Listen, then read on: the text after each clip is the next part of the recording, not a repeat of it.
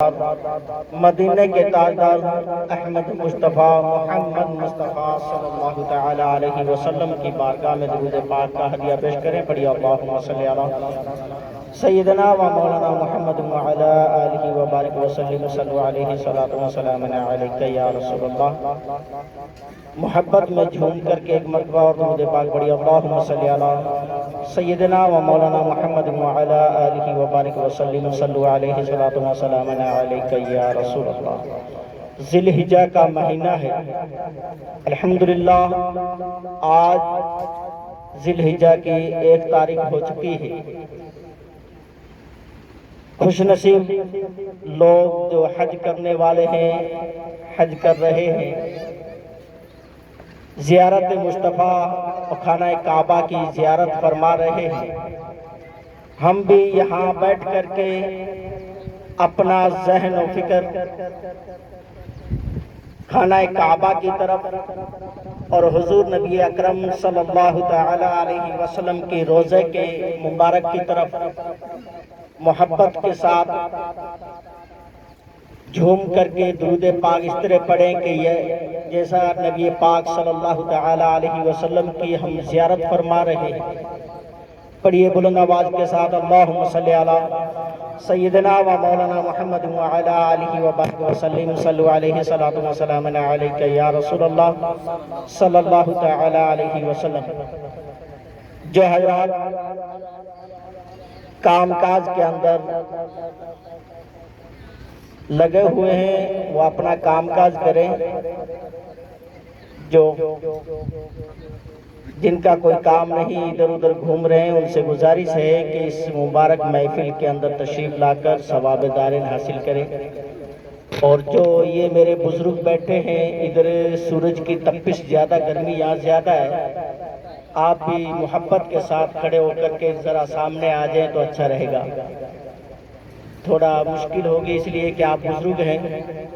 اللہ آپ کو اس کا اجر ضرور فرمائے گا انشاءاللہ. یہ بھی آپ کی قربانی ہے، قربانی کا مہینہ ہے. آپ نے تھوڑی سی دقت کی، تھوڑی سی کوشش کی، اپنے وقت کو قربان کیا تو اللہ تبارک تعالیٰ آپ کی اس قربانی کو بھی قبول فرمائے گا. حضرات محترم، آج اور ہم اور آپ اس محفل کے اندر جو جمع ہوئے ہیں سب جانتے ہیں کہ کس مقصد کے لیے اکٹھے ہوئے ہیں. ایک خوفناک درد بھری ایک مرحومہ کی موت ہوئی، جس کی فکر کے لیے، جس کے دکھ کے لیے ہم اور آپ اکٹھے ہوئے. اور اسی بہانے سے یہ مبارک محفل غلام قادر بھائی کی ڈھانی پر سجائی گئی. اللہ تبارک تعالیٰ اس محفل کے صدقے مرحومہ کی بے حساب مغفرت فرمائے. یہ بڑی خوش مزاج بچی تھی. الحمدللہ آج سے تقریباً 12-13 برس پہلے اس بچی نے میرے پاس تعلیم بھی حاصل کی، پڑھا بھی ہے. میرے پاس پڑھی ہوئی ہے، میری بچیوں کی طرح تھی. کوئی خاص عمر نہیں تھی، یہی عمر 22 یا 23 سال کی ہوگی، کیونکہ جس وقت آج سے 12-13 سال پڑھتی تھی اس وقت اس کی عمر 9 یا 10 سال کی عمر تھی. تو اللہ تبارک تعالیٰ مرحومہ کی بے حساب مغفرت فرمائے اور اس کے والد محترم کو بالخصوص غلام قادر بھائی کو صبر جمیل کی توفیق عطا فرمائے. حضرات محترم، یہ بیان واضح و نصیحت کرنے کا وقت نہیں، آج واہ واہ کرنے کا، واہ واہ کروانے کا وقت نہیں. آج اگر وقت ہے تو عمل کا وقت ہے. خاص یہ بیان اور واضح و نصیحت ہوگی حضرت علامہ مولانا اکرم رضا صاحب اور حضرت علامہ مولانا عبدالستار صاحب، ان کے بیان ہوں گے، ہم اور آپ سماعت فرمائیں گے. برکت کے لیے چند منٹ کے لیے آپ حضرات کے سامنے حاضر ہوا ہوں۔ کہنے کا مقصد یہ ہے کہ آج جو ہمارے اوپر وقت گزر رہا ہے، آج ہمارا جو وقت گزر رہا ہے، آج ہماری نوجوان جو پیڑھیاں ہیں، آج ہمارے نوجوان بچے بچیاں ہیں، ان کے اوپر کیا وقت گزر رہا ہے، آنے والی جو بچے ابھی پیدا ہوئے ہیں یا پیدا ہونے والے ہیں، اس پیڑھی کا کیا حال ہوگا، اس کا ذمہ دار کون ہوگا، اس کا خیال کون کرے گا۔ آج ہماری اس قوم کو بالخصوص اس بات پر دھیان دینا بڑا ضروری ہے، اور جو دھیان دے گا، جو بھی اچھا کام کرے گا، جو بھی اچھا کام کر کے چلا جائے گا، تو انشاءاللہ تعالی کل قیامت کے دن ایصال ثواب اس کے نامہ اعمال میں لکھا جائے گا، اور جو اچھا کام کر کے چلا جائے گا وہ اس دنیا کے اندر بھی زندہ رہے گا، وہاں بھی زندہ رہے گا، اس کا نام یہاں بھی بلند ہوگا اور وہاں بھی بلند ہوگا۔ آنے والی پیڑھیوں کے سدھار کے لیے آج غور فکر کرنی چاہیے۔ آج کے جو نوجوان بچے بچیاں ہیں، آج ہمارا جو ماحول ہے، الحمدللہ یہ غمی کی محفل ضرور ہے لیکن بڑی خوش نصیب ہے، بڑی بابرکت ہے۔ اللہ تبارک تعالی ہمیں ایسی محفلوں کو ہر کام کے اندر استعمال کرنے کی توفیق عطا فرمائے۔ اللہ تبارک تعالی جس طرح سے آج ہم نے اپنے چال چلن کے اندر، اپنے کلچر کے اندر ایک ریتی رواج بنا کر کے اس محفل میلاد کو چھوڑ دیا ہے، اسی محفل میلاد کو اللہ تبارک تعالی ہمیں ہر خوشی کے اندر بنانے کی توفیق عطا فرمائے۔ یہ محفل اور یہ قرآن مجید اور آج کے علماء کرام، ان تین چیزوں کو ہماری عوام نے، ہماری قوم نے صرف اور صرف استعمال کیا ہے اور کر رہی ہے دکھ کی گھڑی میں، غم کی گھڑی میں۔ کوئی موت ہو گئی، کوئی دکھ کی گھڑی آئی تو قرآن مجید ہمیں یاد آ جاتا ہے کہ جاؤ مدرسے کے بچے بلا کے لے آؤ، جاؤ قرآن شریف کی پیٹی اٹھا کر کے لے آؤ، اس کی تلاوت کی جائے۔ حضرات محترم، یہ قرآن مجید جو ہے اصل مقصد اس لیے نہیں نازل ہوا، یہ قرآن مجید کوئی اگر مر جائے، اگر کوئی فوت ہو جائے، اگر کوئی غم کی گھڑی ہو تو قرآن مجید کو اٹھا کر کے لاؤ اور اس کی تلاوت کر کے ایصال ثواب کرو۔ اس کا مقصد یہ نہیں ہے، بلکہ قرآن مجید کا اگر مقصد ہے تو وہ انسان کی زندگی کے اندر انسان کو جینے کا ڈھنگ بتاتا ہے۔ قرآن اگر کسی قرآن کو بندہ تلاوت کر کے اس کو سمجھ کر کے اپنی زندگی کو گزارے تو نہ خود کی زندگی برباد ہو، نہ آنے والی پیڑھیوں کی زندگی برباد ہو۔ یہ بابرکت محفل ہم بیاہ شادیوں میں، خوشیوں میں، سنتوں میں، ختنوں میں، جنم میں حرام کاموں کے لیے دوڑتے ہیں اور خوشیاں مناتے ہیں، جبکہ سنت مصطفیٰ کے مطابق ایسی محفلیں سجا کر کے خوشی بنائی جائے۔ اس محفل کو تو ہم نے کام میں لیا صرف مرگت کے وجہ کہ ہمارا مرنے والا بزرگ مر گیا یا ہمارا مرنے والا نوجوان مر گیا، آج اس کی جی 7ویں کی فاتحہ ہے، آج اس کی 7ویں کی فاتحہ ہے۔ جیسے حیثیت انوسار کھانا دانا بھی کیا جائے گا، قوم کو کھلایا جائے گا، برادری کو کھلایا جائے گا، اور محفل بھی سجائی جائے گی۔ علماء بھی یاد آئے کہ جاؤ علماء کو بلاؤ اور اس محفل کو سجائے۔ حضرات محترم، اسی محفل کو اگر بچے کے جنم کے وقت ہم نے سجائی ہوتی، اسی محفل کو بیاہ شادیوں میں سجائی ہوتی، تو آج ہمیں یہ دکھ کی گھڑی جو آج ہم نے دیکھی ہے نا، آج جو دکھ کی گھڑی ہم نے دیکھی ہے، یہ نوجوان بچی جس دکھ کے اندر انتقال کر گئی، اللہ معاف فرمائے، تو یہ گھڑیاں ہمیں دیکھنے کو نہ ملتی ہے۔ آج یہ جتنی بھی مصیبتیں آ رہی ہیں، ہم نے اپنی خوشیوں کے وقت حرام کام کیے، شیطانی کام کیے، اس کا نتیجہ آج یہ دیکھنے کو ملا۔ قوم اگر زندہ دل ہو جائے، قوم ہر خوشی کے موقع، ہر دکھ کے موقع اگر محفلیں سجانے لگ جائے تو آنے والی پیڑھیوں کے اندر سدھار پیدا ہو جائے۔ جب سدھار پیدا ہو جائے گا تو ہم ایک بیٹی کو بیٹی سمجھیں، بیٹی کو بیٹی سمجھیں گے، ماں کو ماں سمجھیں گے، بہو کو بہو سمجھیں گے۔ جب بیٹی کو بیٹی سمجھا، بہو کو بہو سمجھا اور ماں کو ماں سمجھا، تو آج جو ہم نے دکھ کی گھڑی دیکھی ہے، غلام قادر بھائی نے دکھ کی گھڑی دیکھی ہے، آج یہ دیکھنے کو نہ ملے۔ اگر ایسی محفلیں سجائیں گے ہر خوشی کے موقع پر، ارے دین مصطفیٰ یہ تھوڑی نہ سکھاتا ہے کہ ایک دوسرے کے اوپر ظلم کیا جائے، کسی کی بیٹی کے اوپر ظلم کیا جائے، اپنی بیٹی کے اوپر ظلم کیا جائے، اپنی ماں کے اوپر ظلم کیا جائے، اپنے پڑوسی کے اوپر ظلم کیا جائے، بلکہ میرے اور آپ کے آقا تو دنیا کے اندر آئے تو بیٹیوں کو جینے کا سلیقہ اور جینے کا ڈھنگ اور عزت بخشی۔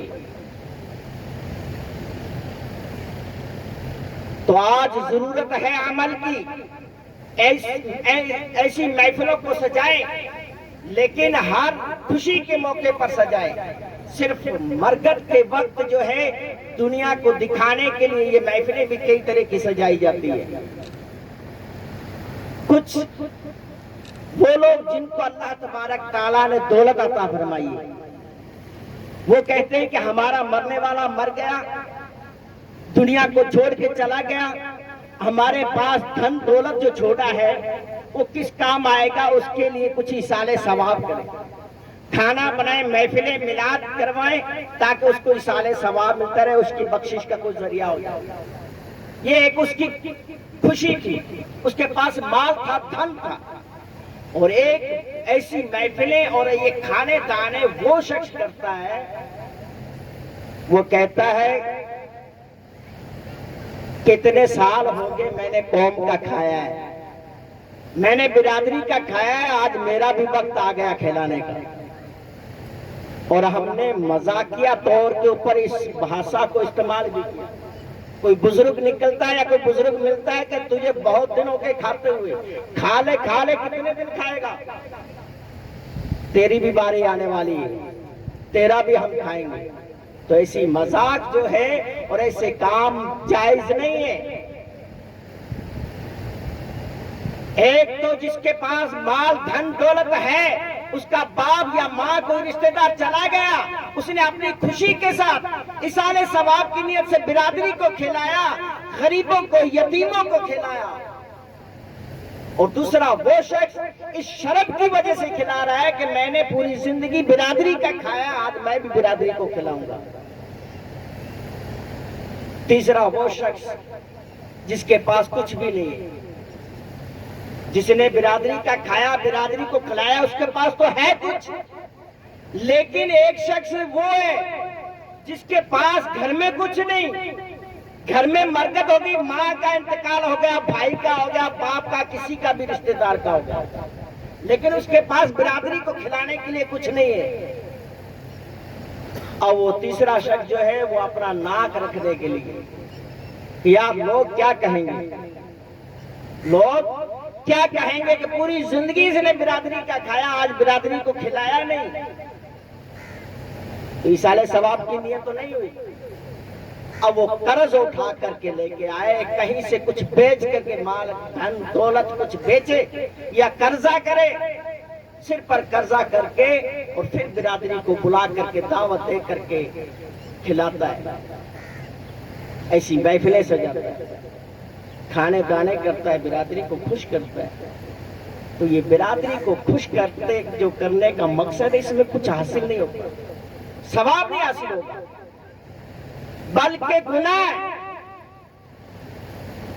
اگر کوئی قرضہ کر کے ایسا کام کرتا ہے تو گناہ نہیں کرنا چاہیے. اور یہ قوم کے جو لیڈر ہیں، قوم کے جو مکھیا ہیں، ان کو اس بات پر غور و فکر کرنی چاہیے. اگر کرنا ہے تو ہر اچھے کام کے لیے، ہر خوشی کے لیے ایسے کام کرو. اور اگر کوئی غریب بھائی ہے اس کے بھی یہاں کروانا ہے ایسا کام، خوشی کے موقع بھی اور کمی کے موقع بھی، دونوں جگہ بھی اس کے کندھے کے ساتھ کندھا ملا کر کے اس کو ذرا سہارا لگائے، تاکہ اس کو احساس نہ ہو، تاکہ اس کو کوئی قرضہ نہ اٹھانا پڑے.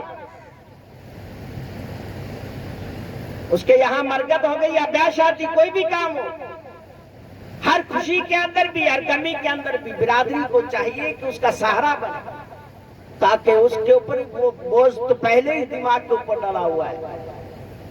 اگر سہارا بن جائیں گے تو ذرا اس کا بوجھ کم ہو جائے گا، اور اس کے من سے جو ہے جو دعا نکلے گی، ہماری دنیا بھی سنور جائے گی اور آخرت بھی سنور جائے گی.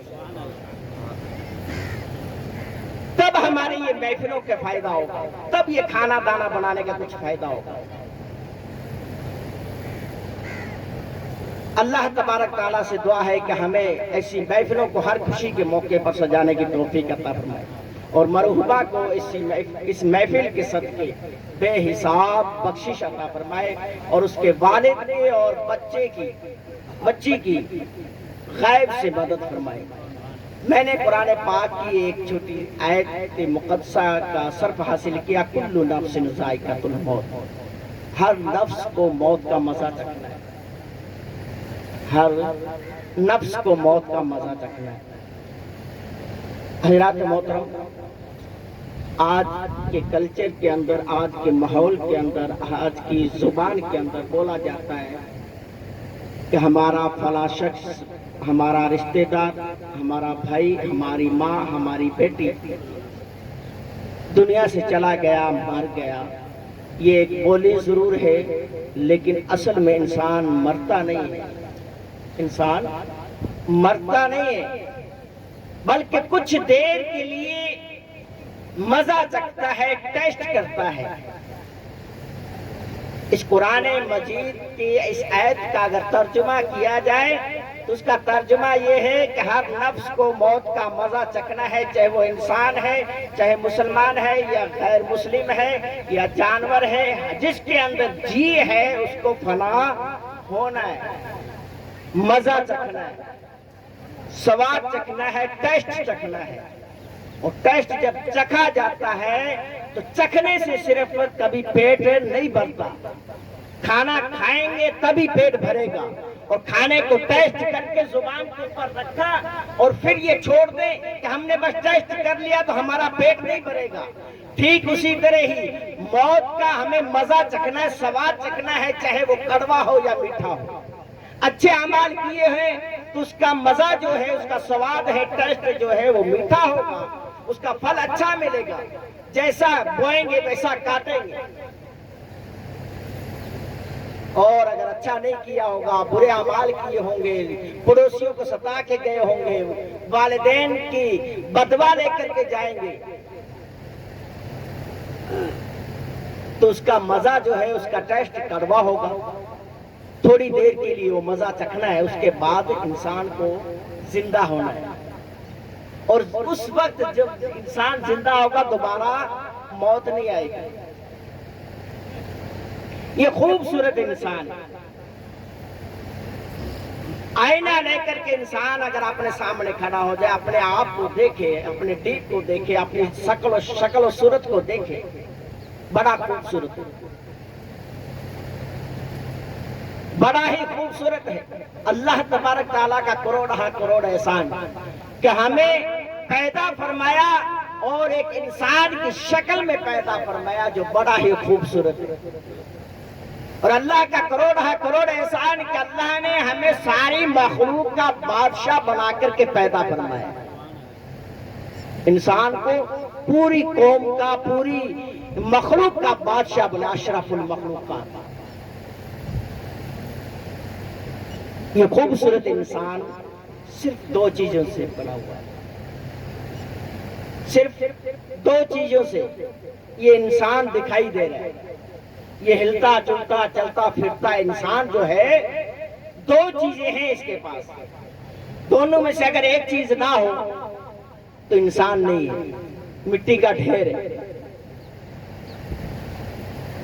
انسان کا نام ہے دو چیزوں کو مل کر کے وہ انسان ہے، اور انسان تو وہ انسان ہے جو کبھی کسی کے ساتھ ناانصافی نہ کرے، کسی کے ساتھ ناانصافی نہ کرے، جب بھی کرے تو کسی کے ساتھ بھلائی کرے، بھلائی کرنے والا انسان اچھا انسان ہے۔ تو انسان دو چیزوں سے بنا ہوا ہے، لیکن انسان خود کے اوپر ہی ناانصافی کرتا ہوا نظر آ رہا ہے۔ دو چیزیں کیا ہیں یہ بتا کر کے میں اپنی گفتگو کو ختم کروں گا، بڑے غور و فکر کی بات ہے۔ انسان کا جسم جو ہے سر سے لے کر پیر تک، یہ ایک حصہ جو انسان کا ہے، دل جو ہے، یہ جسم جو ہے، یہ ایک انسانی شکل میں ہے۔ دوسری چیز، انسان کے اس جسم کے اندر جو ہوا ہے، روح ہے، اس کو کہتے ہیں روح۔ اس روح اور جسم کے دونوں کے ملنے سے ہی یہ انسان چلتا پھرتے ہوئے ایک مشینری تیار ہوئی۔ چلتی پھرتی ہوئی یہ مشینری تیار ہو گئی۔ جب جسم تھا تو جسم کے اندر روح ڈال دی گئی تو انسان چلنے لگا۔ اتنی بڑی گاڑیاں، اس میں سے اگر انجن کو نکال دیا جائے، اس کے فلٹر کو نکال دیا جائے تو یہ کسی کام کی نہیں ہے۔ ٹھیک اسی طرح سے جب گاڑی اتنی بڑی، اس کی کتنی باڈی ہے، اچھی ہے دیکھنے میں، اس کے اندر انجن نہیں ہوگا، اس کے اندر پیٹرول نہیں ہوگا تو وہ چلنے کے قابل نہیں ہے۔ ٹھیک اسی طرح ہی انسان کے اندر اگر روح نہیں ہے تو انسان نہیں ہے، صرف مٹی کا ڈھیر ہے۔ اچھا، یہ دونوں چیزیں جب مل کر کے چلتی ہیں تبھی وہ انسان ایک کامیاب انسان کہلاتا ہے۔ لیکن میں نے ابھی تھوڑی دیر پہلے کہا کہ انسان خود کے اوپر ہی بے انصافی کرتا ہے، انصاف نہیں کرتا۔ کیسے نہیں کرتا؟ ہم صبح اٹھتے ہی فوراً دوڑتے ہیں، فریش ہوتے ہیں، نہاتے ہیں، تیل لگاتے ہیں، جسم کی مالش کرتے ہیں، اچھا سرما ڈالتے ہیں، عطر و خوشبو لگاتے ہیں، دھلے ہوئے پریس کیے ہوئے استری کیے ہوئے کپڑے پہنتے ہیں۔ تیار ہو گئے یہ ڈھانچہ، مشینری چل پڑی، اور دنیا کے اندر جو دنیا کی رنگینی دیکھنی تھی، اس رنگیلی دنیا کو دیکھنے کے لیے انسان نکل پڑا۔ لیکن دوسری جو چیز تھی روح، انسان جب سو کے اٹھا تو اس کے بارے میں اس کی طرف جھانک کر کے بھی نہیں دیکھا، اس کی طرف جھانک کر کے بھی نہیں دیکھا کہ میں نے اپنے جسم کی سدھار کر لیا، کپڑے دھلے ہوئے پہن لیے، نہا لیا۔ نعرہ تکبیر، نعرہ رسالت، نعرہ رسالت، علماء اہل سنت، علماء اہل سنت، نعرہ تکبیر، نعرہ رسالت۔